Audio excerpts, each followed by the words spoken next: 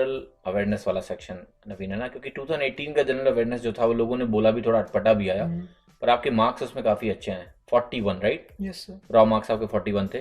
सो नवीन पहले तो आप बताइए कि जीएस की तैयारी आपने कैसे करी है ना, यस क्योंकि सर। कोई भी साइंस बैकग्राउंड का जो बच्चा है, आपने बीएससी करी है तो उसका जीएस से कोई लेना देना होता ही नहीं है। तो how did you prepare for GS? Sir ठीक है, तो अब बात करते हैं जीएस की।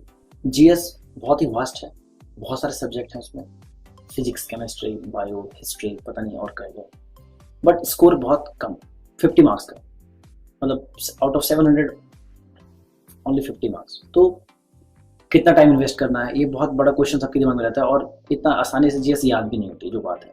तो सबको प्रॉब्लम रहता है, और मैं सच बोलूँ तो मुझे भी काफ़ी प्रॉब्लम इसमें होता था कि इसको कैसे पढ़ा जाए।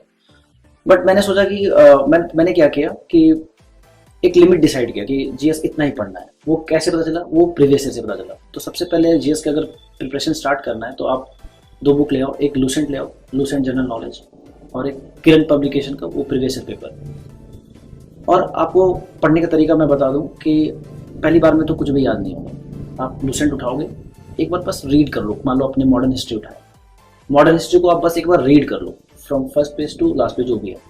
आपको कुछ भी याद नहीं होगा, ना ही याद करना है, मैं बोल ही नहीं रहा कि याद करना है, कुछ होगा भी नहीं ऐसे भी। एक बार बस रीड कर लो। आप रीड कर लिया, फिर आप गए प्रीवियस ईयर पे, आपने प्रीवियस ईयर को उठाया और देखा कि कैसे क्वेश्चन आए, क्या पूछा गया। तो आप क्वेश्चन जब देखोगे तो आपको लगेगा कि हाँ मैंने कुछ कुछ तो पढ़ा था, लेकिन मुझे कुछ याद नहीं आ रहा, और वो नेचुरल है क्योंकि आपने याद किया ही नहीं है, कि तो याद कहाँ से आएगा। उसके बाद अब आप फिर से आओ लूसेंट पे। अब आपको पता है कि क्या याद करना है और क्या छोड़ना है, तो अब आप उनको फिर से पढ़ो। अब आपके दिमाग में इंपॉर्टेंट फैक्ट्स हो जाएंगे, और उसको बार बार रिवाइज करो तो सारे फैक्ट्स दिमाग में रह जाएंगे। और प्रीवियस ईयर तक ही रेस्ट्रिक्ट रहना है। और कुछ एडिशनल चीज भी बताता हूँ, बट आपको मेनली जो कोर सब्जेक्ट्स हैं, हिस्ट्री, ज्योग्राफी, इनमें आप प्रीवियस ईयर तक ही करो। कुछ लोग कहते हैं कि सफिशिएंट नहीं है, मैं मानता हूँ कि ठीक है, बट सफिशिएंट हो ना हो, लेकिन आप कितना टाइम इन्वेस्ट करोगे? टाइम इन्वेस्टमेंट उसमें होना चाहिए जो ज़्यादा मार्क्स का है, जैसे कि मैथ्स एंड इंग्लिश।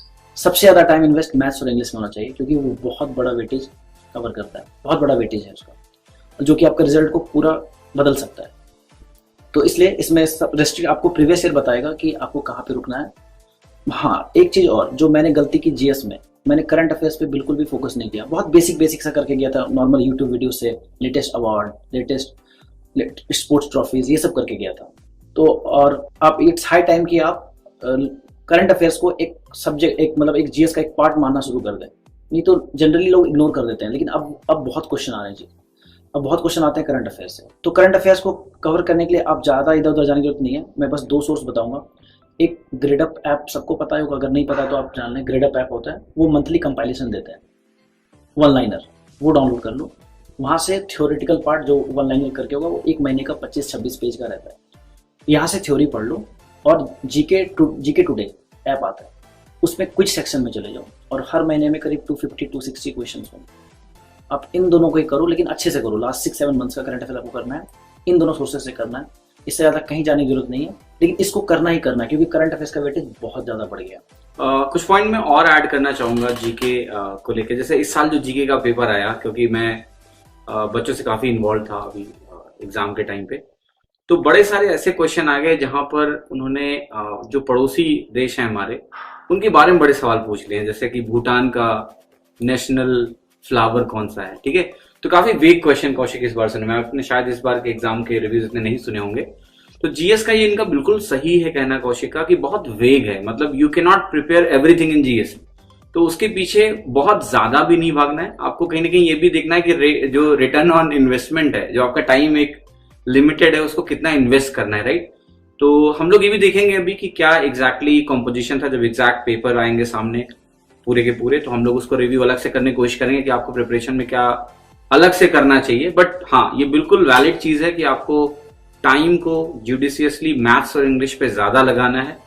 इतना टाइम भी जीएस पे नहीं लगाना है कि वहां पीएचडी करने के चक्कर में आपने बाकी सेक्शन को ध्यान ही नहीं दिया।